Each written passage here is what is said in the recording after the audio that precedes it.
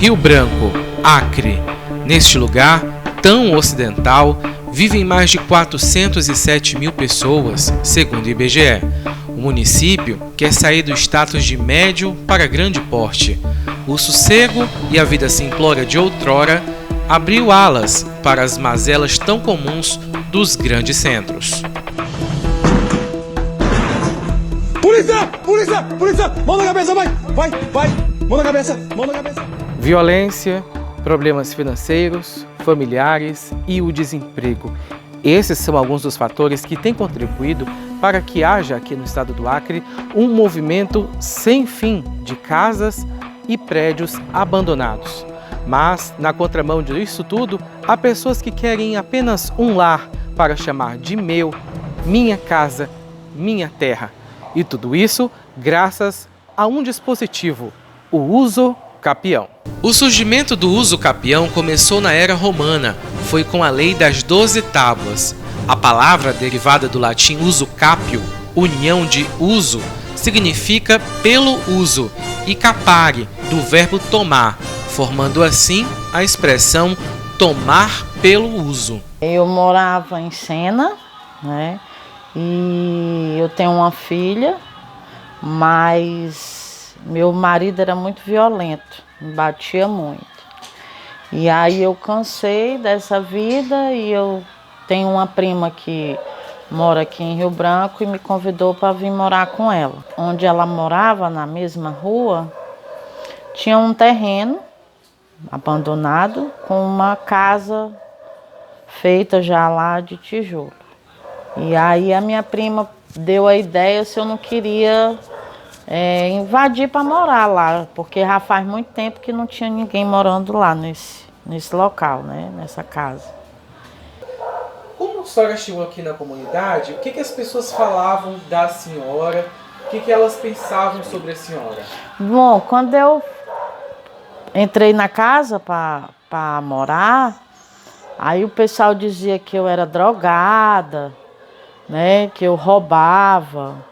E me olhava torto, porque realmente eu não tenho nada, né, sou humilde. E aí as pessoas não davam confiança, não ligavam para mim. E como que a senhora encontrou a casa? Em que estado que a senhora encontrou, então, essa casa que a senhora está morando? Eu encontrei bastante ruim, mas aí eu fiz uma limpeza, né? Encontrei algumas coisas dentro da casa ainda, do pessoal, acho que morava lá, ou alguém, não sei. Tinha um balcão de pia, já uma pia, né? E aí eu fui só dando uma arrumadazinha, organizando um pouquinho. Quando eu fui lá na Defensoria, o que me explicaram é que para mim ter direito a morar lá onde eu tô, eu tenho que já ter um tempo morando lá. E é um tal de um termo, uso capião que eu chamo. O que seria o uso capião? O uso capião seria a aquisição de um imóvel pela posse contínua e ininterrupta. Uso capião especial urbano. Tá, é o uso capião também chamado de promísero, certo? Ele está no artigo 1240 do Código Civil e no artigo 183 da Constituição Federal. O que ele nos diz, esses artigos? Que uma pessoa ela pode usucapiar um imóvel urbano, certo? Desde que esse imóvel possua até 250 metros quadrados, tá? Não pode ser uma área maior do que isso, não posso querer usucapiar um bairro, por exemplo. Eu tenho que me estabelecer nesse local com o intuito único e exclusivo de moradia, certo? Por um prazo mínimo ininterrupto de 5 anos. E algumas coisas já foram feitas na casa, né? Já. Tá. Mas a senhora já fez algumas coisas. O que a senhora conseguiu fazer? Eu consegui botar um piso, né, numa varandinha. Eu coloquei algumas prateleiras para botar umas coisas minhas, né? O balcão com a pia já tinha. Aí eu dei uma boa limpada, que estava muito sujo. Agora vocês vão conhecer a minha casa.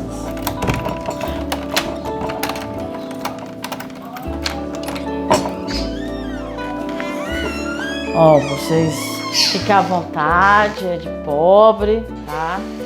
Mas dando uma olhada aí não tem muita coisa, né? Esse micro-ondas eu achei no lixo. Aí trouxe pra casa, já dei uma olhadinha, mas ele não tá prestando, né? Aí botei umas prateleiras aqui, mas não... Aqui também foi no lixo que eu achei. Isso aqui eu ganhei de uma mulher que eu fiz uma faxina na casa dela. E foi ruim, ó. Cheguei na casa dessa mulher às 7 horas da manhã e saí 7 da noite. Ela pegou, meu pagamento foi esse jogo de panela. Isso aqui já tinha, eu só dei uma arrumadinha, né? Essa mesa eu ganhei, isso aqui são livros que eu gosto de livro. Apesar que eu não sei ler direito, mas eu gosto. Aqui também eu ganhei umas coisas, e aqui é o quarto. Ó, aqui é assim, eu ganhei essa cama, vocês podem ver aqui, ó, essa cama ela é de solteiro, né? E aí eu ganhei a cama de solteiro e ganhei um colchão de casal. E como não tinha como, peguei as cadeiras, pode olhar aí, ó. Isso aqui foi a filha da minha amiga que me deu esse uso. Aquele ali, gosta disso? Gosto que lembra a minha filha. Aí aqui, ó, eu botei, ó, esse colchãozinho eu trouxe quando eu vim lá de cima. Aí esse daqui, ó, vocês podem ver que eu ganhei. Aí para tipificar a cama de casal, eu montei as cadeiras ali. E aí é aqui que eu durmo. O censo de 2010 aponta que o Acre possui 221.118 domicílios. Desse total, 10.141 são particulares não ocupados. Outros 19.427 são particulares vagos, 212 coletivos com moradores e 250 coletivos sem moradores. Para uma população de quase 800 mil, o déficit habitacional ainda não foi superado. O governo não quis comentar, mas nos últimos números, de 2016, indicam que 37 mil aguardam por um lar, só na capital. O que a senhora sente mais saudade nesse lar? Eu sinto saudade da minha filha, porque eu deixei ela lá com a minha mãe, sinto saudade da minha família, da minha casa em si lá que eu tinha, né? E aí você vir para uma cidade que você abandonar tudo na sua casa que você tinha para você vir embora. Então assim, o meu maior sonho era poder trazer minha família para morar comigo e a minha filha. A senhora acha que vai conseguir realizar esse sonho? Vou mesmo, porque Deus é bom e Deus está do meu lado e me ajuda. Olha o que eu já consegui depois que eu cheguei aqui, é pouco, mas para mim é muito, né? E eu tenho muita fé em Deus, que Deus vai me ajudar e eu vou conseguir esse canto aqui para ser meu, para me morar mesmo e conseguir trazer meus pais, minha filha, para vir tudo morar comigo.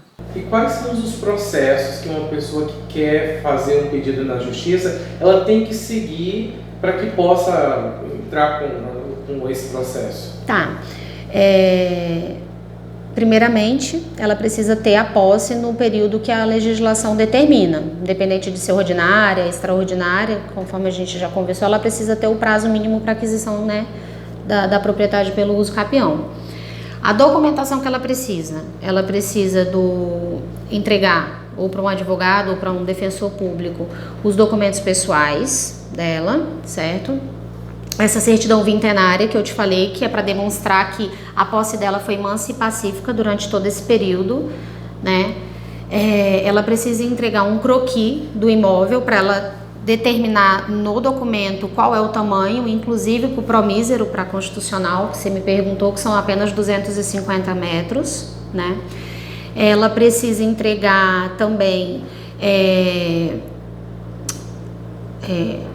as testemunhas e o endereço e nome completo dos vizinhos limítrofes, porque eles são chamados na ação, até para determinar o período de posse, né, para determinar tudo que ela está colocando. Como é feito aqui no TJ esses pedidos desses processos de uso capião? Bem, o uso capião, de um modo geral, eles são de competência das varas cíveis, né? Não podem ser processados no juizado. E isso implica dizer que a parte que queira regularizar sua propriedade através do Instituto Uso Capião, ela obrigatoriamente ou vai ter que contratar um advogado ou procurar a Defensoria Pública. Ela não consegue fazer isso sozinha, né? Então, procurar a Defensoria Pública, né, de posse dos documentos e alguns requisitos que eles vão exigir, que é o tempo de posse, que varia de acordo com o tipo de imóvel que ele está pretendendo usucapiar, seja ele rural, seja ele urbano, o tamanho do imóvel, né?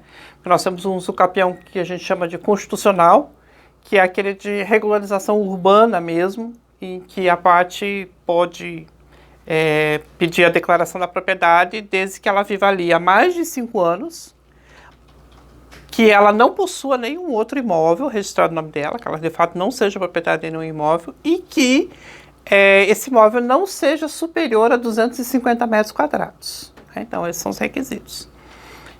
E aí vai se buscar, pedir o documento daquele imóvel para que se saiba quem é o proprietário registral daquele imóvel, né? Em nome de quem aquela propriedade está registrada. Porque para que alguém adquira a propriedade através do usucapião, alguém precisa perder a propriedade através do usucapião, né? Então essa pessoa precisa ser chamada para o processo. Aquela pessoa que possui imóvel registrado no nome dela precisa ser chamada para se defender no processo.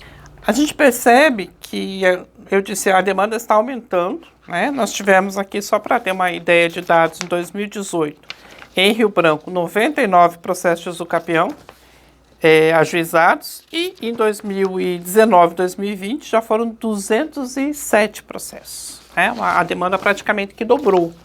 Então a gente está inclusive se preparando para atender essa demanda, né? Às vezes o procedimento, dadas as peculiaridades, ele é um pouco demorado em razão de localização das partes, né, do réu. Às vezes a pessoa está morando lá, mas ela não sabe para onde é que foi parar esse proprietário. Então tem todo um processo de pesquisa de endereço para poder citar essa pessoa, para poder comunicar a essa pessoa que ela está prestes a perder a propriedade dela, ou que tem alguém querendo adquirir aquela propriedade. A gente tem que tomar cuidado de citar e chamar todos os vizinhos, os confrontantes, porque pode ser que essa área pretendida esteja entrando na parte do vizinho. Então, dadas essas peculiaridades, é que o processo às vezes é um pouco demorado. A partir disso, você ainda tem que comunicar a União, o Estado, o município, para saber se aquilo ali realmente não é uma área pública, se não é uma área de interesse público. Então, dado tudo isso, e tem que ser, me parece, tem que ter um certo cuidado, porque alguém está perdendo a propriedade, né? Há um interesse público nisso, por isso que o processo de usucapião é, em regra, um pouco mais demorado que as outras demandas.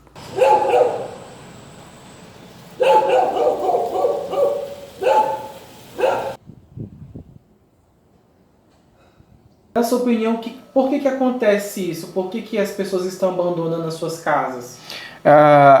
O que nós temos aqui de maior no mercado imobiliário são terrenos e casas abandonadas que não podem ser vendidas por herança ou por documentação incompleta ou porque algum dos herdeiros não assinam a contratação de venda. Então, assim, nós temos uma boa de 100%, isso dá uns 70%.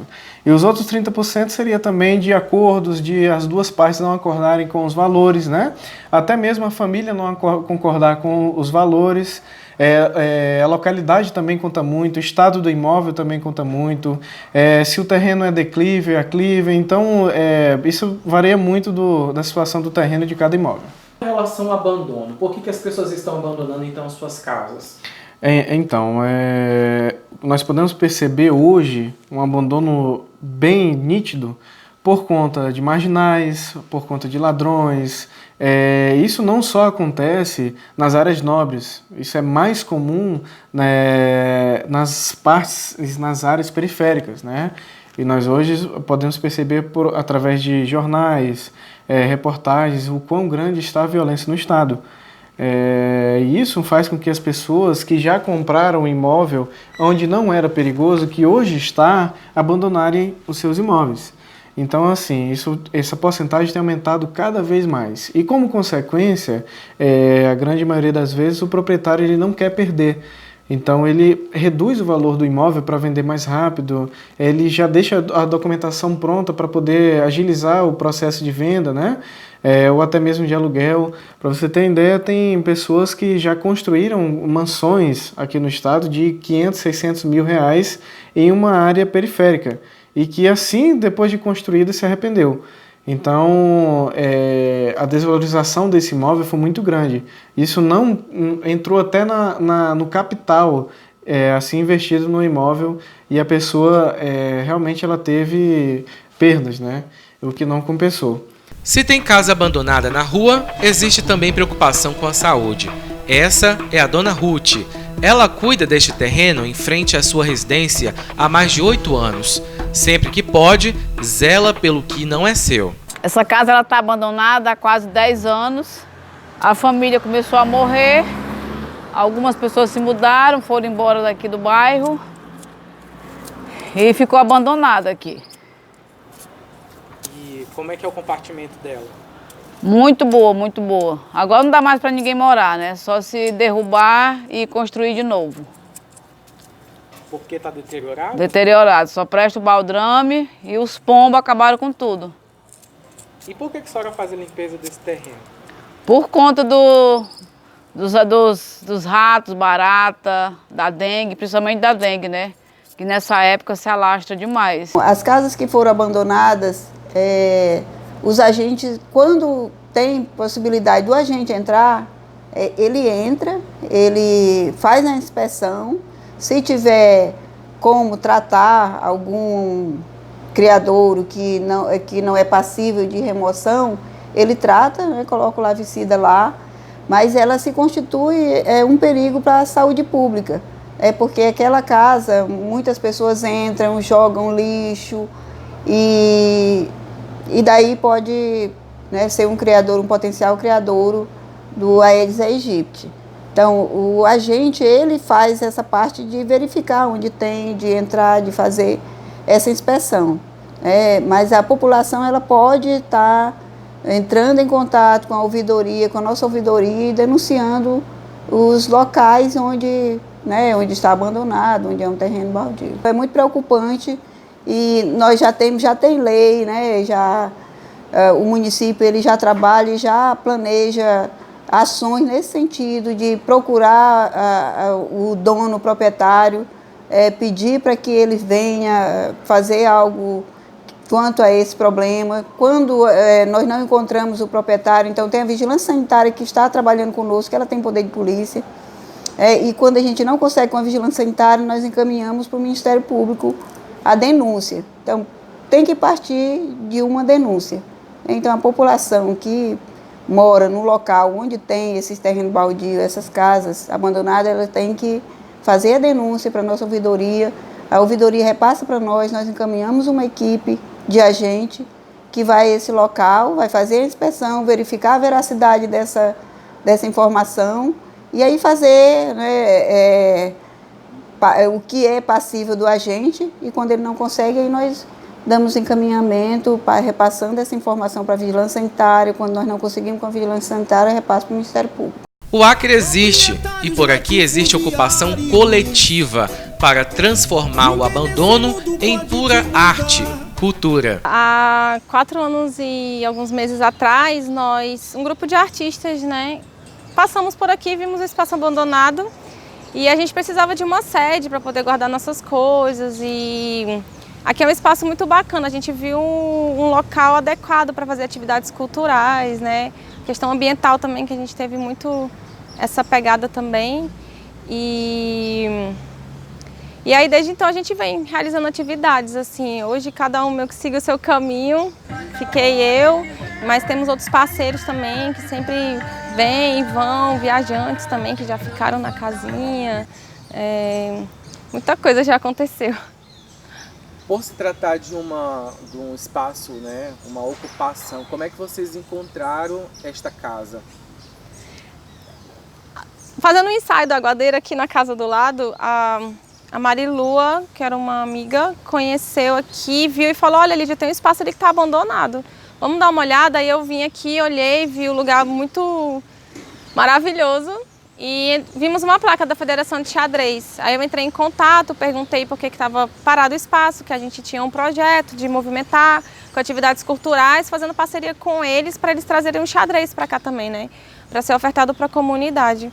E foi aí que a gente entrou e acabou se responsabilizando por toda a manutenção da estrutura, né? O espaço já estava abandonado, já tinha 5 anos. Então a gente juntou uma galera, fez um faxinão e tudo, e não tinha nada dentro, né? E reformamos, fizemos as adequações necessárias para a gente poder começar a abrir o espaço.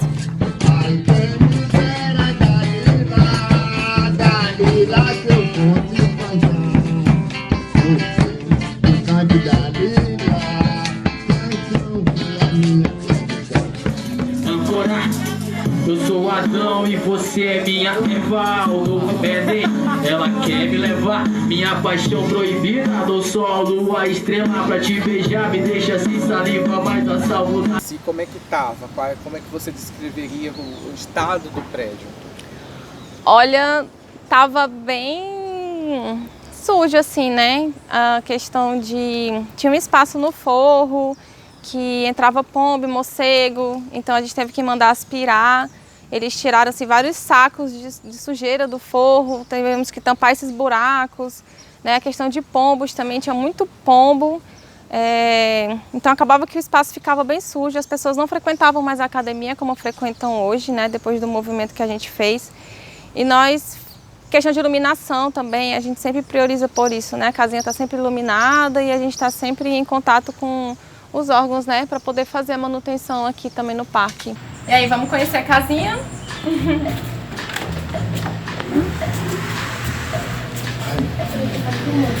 Nesta pobre que estás com palmos medidos, é a conta menor que tiras de vida, é a conta menor que tiras de vida, é de bom tamanho, nem largo nem fundo.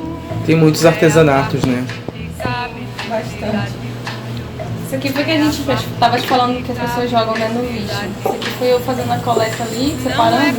Tinha 2 perfumes.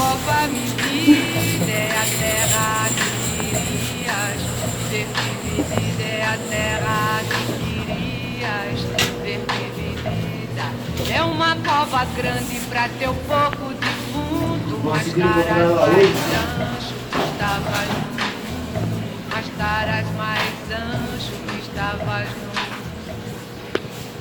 Vocês têm medo de que algum dia possa haver um pedido para que vocês saiam do local? Na verdade, a gente já até começou um processo, assim, eles vieram no espaço, né? Houve já uma fala sobre ter que haver uma licitação. Eu entrei em contato através de ofício, falando do projeto e tudo. Fizemos um movimento, hashtag Fica Casinha, colhendo assinaturas, né? Falando da importância de ter esse espaço aqui, né? E de como existem outros espaços que estão abandonados, que precisam ter mais prioridade nessa tomada, né?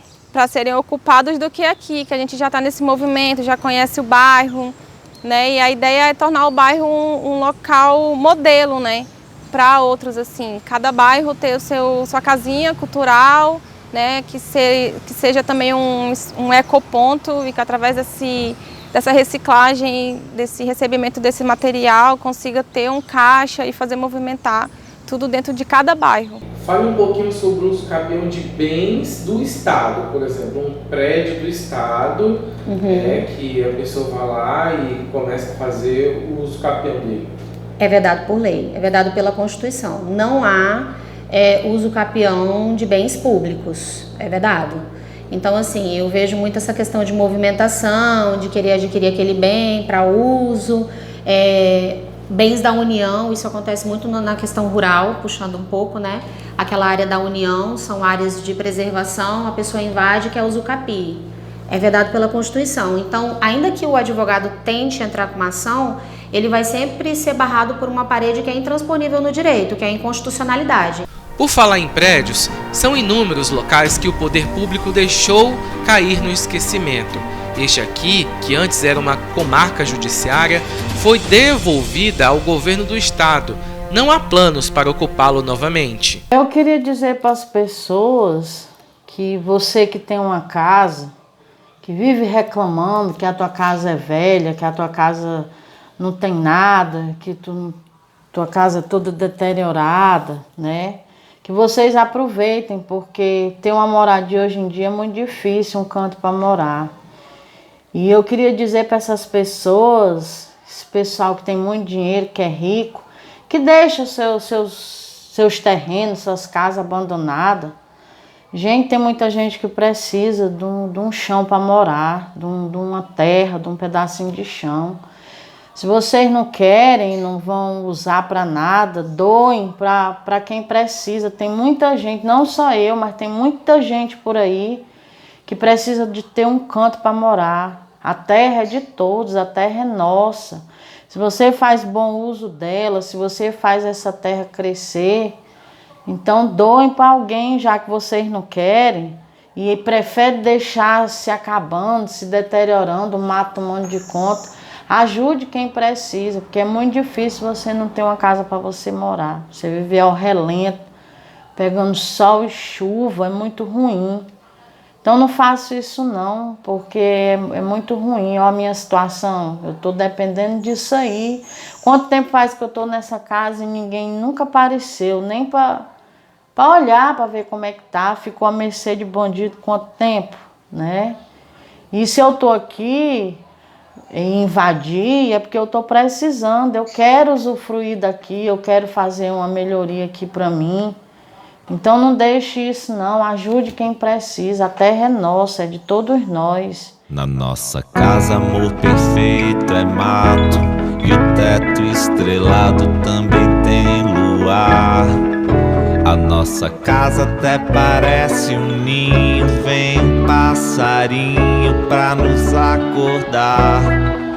Na nossa casa passa um rio no meio, e o nosso leito pode ser o mar. A nossa casa é onde a gente está. A nossa casa